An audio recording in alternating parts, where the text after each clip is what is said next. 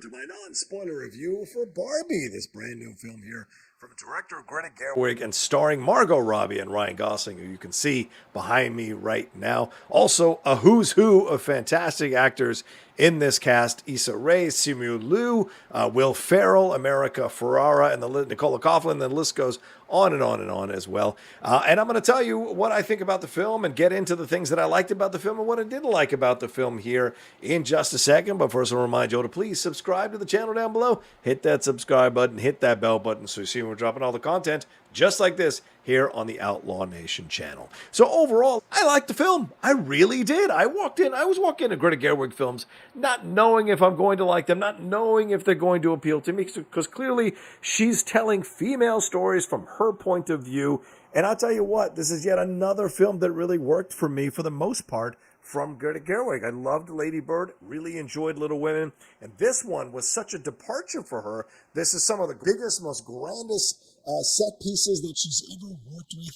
This is a strong story that she's telling of self-discovery, not just from Barbie's side, but also from Ken's side, which I found to be a surprise in the movie that I really enjoyed.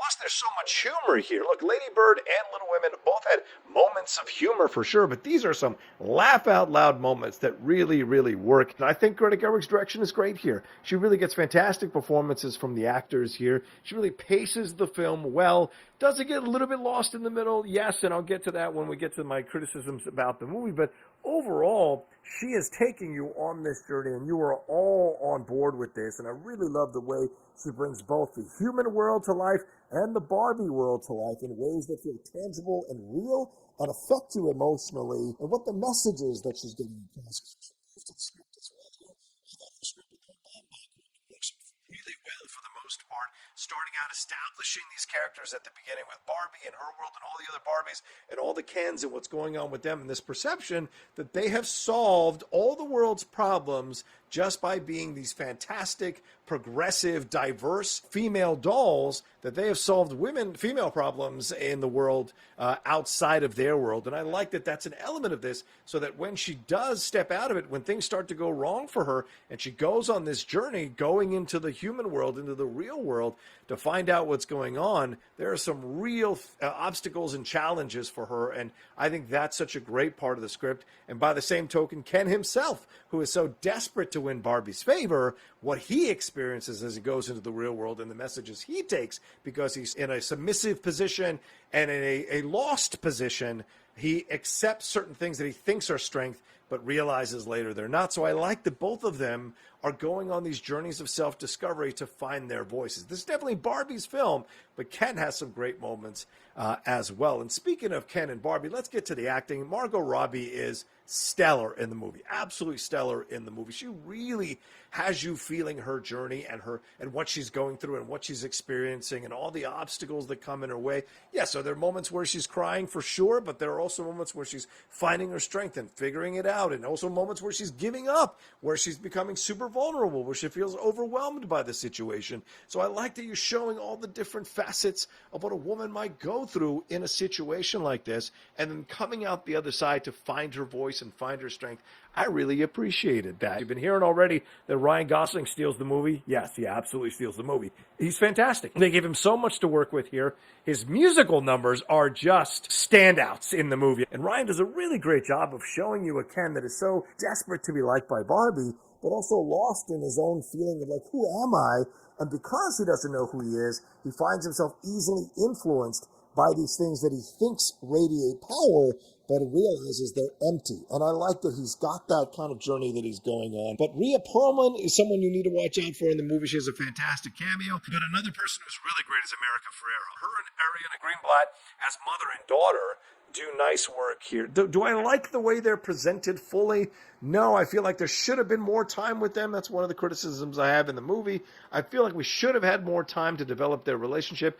Other than Toy Story montages, there should have been a little bit more here, a little more substance to it, so that when they go on their journey that is connected to Margot Robbie's Barbie, we feel that a little bit more by the end of their journey. But America Ferrera delivers a monologue for the ages in this movie that belongs in the pantheon of movie monologues. And when you get to that moment, you'll know exactly what I'm talking about. Rodrigo Prieto does a wonderful job with the cinematography from Barbie Land to Human World and back. Just great, great stuff there from him. The editing by Nick Huey works well as well for the emotional beats and the emotional journeys that are happening for all these characters in the movie. The production design by Sarah Greenwood works really well, especially in Barbie Land. My God, that brings it to life in a way that feels accessible, which is not easy to do with that many bright colors and what have you. And Jacqueline Duran deserves special credit for the costuming in this film as well. And the script from Greta Gerwig and Noah Baumbach works really well here as well, hitting some themes about how women are treated in our society. Even though there are the big overall get it, do you get it moments,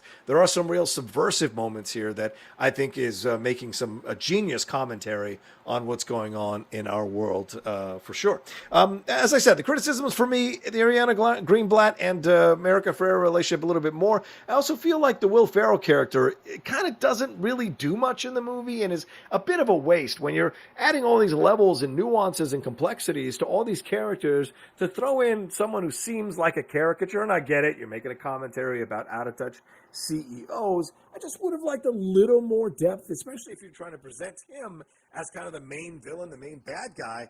Having a little bit more here for Will Ferrell would have been nice. It just feels like they didn't know what to do with him and just kind of turned him into a caricature, which I think kind of undercuts the movie a little bit. But this one all leads to a fantastic conclusion, a very emotionally satisfying conclusion, and a surprising finale, in my opinion. And all of it just works really well to deliver one of the best movies of the year for sure, and something that I highly recommend to you all.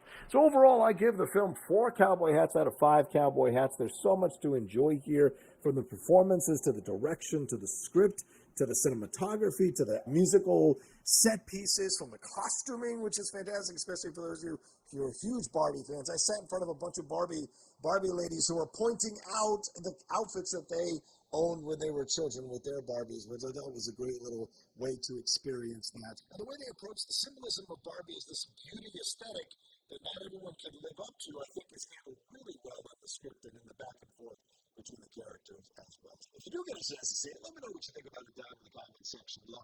Hit a like on this video, share it on your social media, and hey, more than anything else, you know what to do. Please subscribe to the channel down below. Hit that subscribe button, hit that bell button so you're dropping all the content we do here on the Outlaw Nation channel. All right, thanks so much for joining me. I appreciate you all madly, and I'll talk to you next time with another brand new review here on the Outlaw Nation.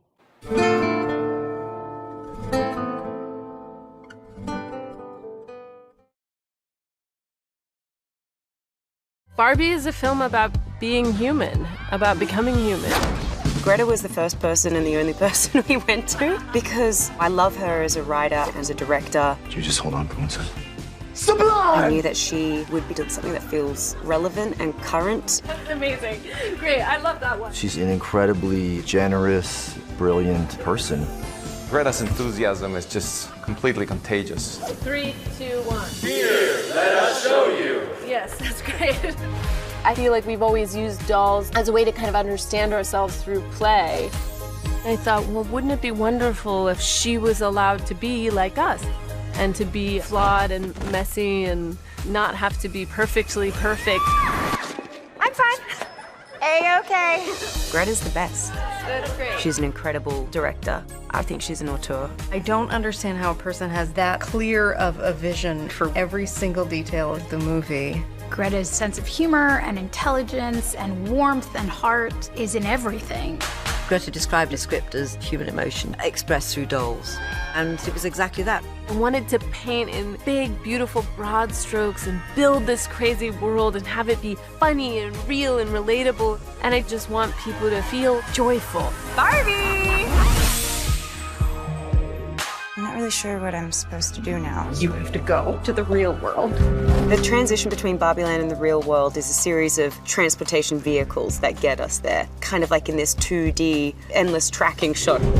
Every time we shot one of those transportation sequences, it was the most satisfying thing to watch. It's not Barbie Land and it's not the real world, and it had 6 different environments that Ken and Barbie traveled through. We get to camp and we get to be in space and we get to be sailors and all these little things from space and time to land in Barbie Land. None of it's CGI, and it's just presentational as if you were watching a play. It was using these old silent movie film techniques. It looked like a Carl Zeman movie. I settled on wanting it to look like like a diorama in the Natural History Museum. Each box contains a scene, and I wanted them to sort of move through that scene and then come out and then move through the next scene. We looked at theatrical methods of making things work. So the foreground goes very fast, and it goes slightly slower. It's all very flat and 2D, so you might have a boat that's moving while the water's moving, and that's literally like our crew members pulling a rope like this and putting like little bits of cellophane on the water to make it look like it's twinkling like water. In this movie, I wanted to paint in big, beautiful, broad strokes and build this crazy world. It's something where I just want people to feel just joyful. All of these women are Barbie, and Barbie is all of these women. I feel like everyone has a Barbie memory. Hi, Barbie. Hi, Barbie. Hi, Barbie. Hi, Barbie. I have a very vivid, visceral memory of looking at Barbie behind the box and that feeling of wanting her shoes and her hair to be perfect. When you're little, when you're playing with your dolls, you're thinking, God, I wish it was real. Why can't it be real? This is the best day ever. It is the best day ever, and so is yesterday, and so is tomorrow, and so is the day after tomorrow, and every day from now until forever. Yeah! When I was growing up, I was a huge fan of Barbie. I inherited some from my sisters, so I had almost 30 Barbies, not to brag. I definitely had Barbies. We'll definitely make them kiss. Why? I'm actually not sure. If I'm being perfectly honest, Barbie was not my thing. But now I love Barbie. Oh my God, I had a weird Barbie. I definitely remember making all my Barbies weird Barbies and trying to color on them and cut their hair. It's cool. There's just an immediate reaction that people have to her. And so we had to create a world that everyone could see themselves as a Barbie or could see themselves as a Ken. Everyone, it seems, has some sort of associated memory with Barbie, whether it's good or bad. Everyone knows Barbie.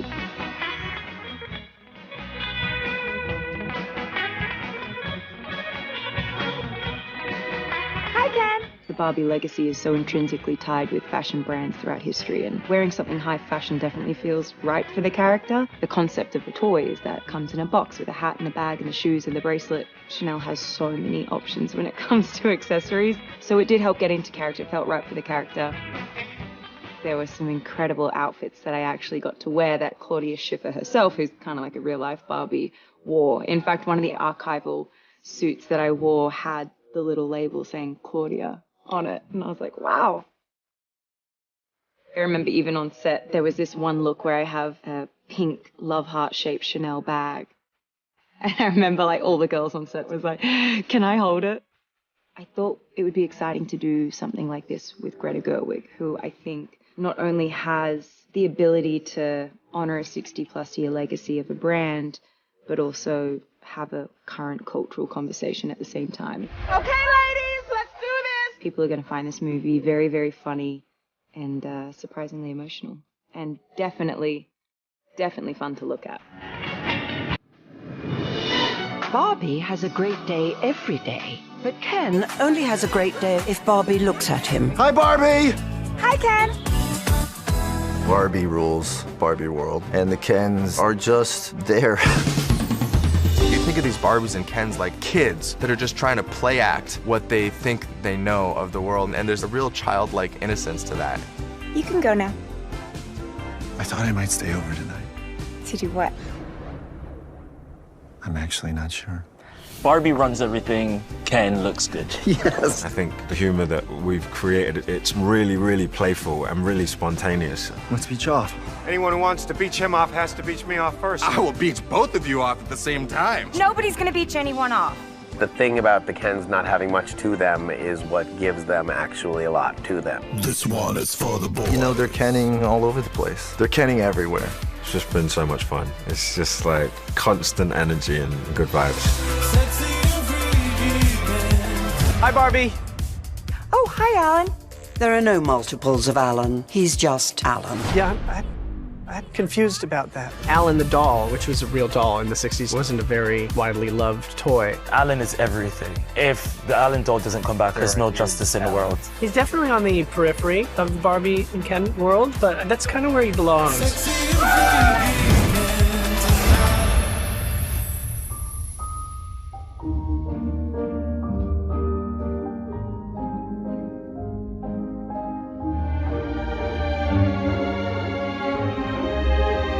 Hi, this is Mark Ronson. All the late nights and crazy hours that we put into Barbie and making the score for this film have all been worth it because we love the film so much. Watching all the fans' reactions, crying and laughing to this amazing film and our score has been one of the most gratifying things I've ever been a part of.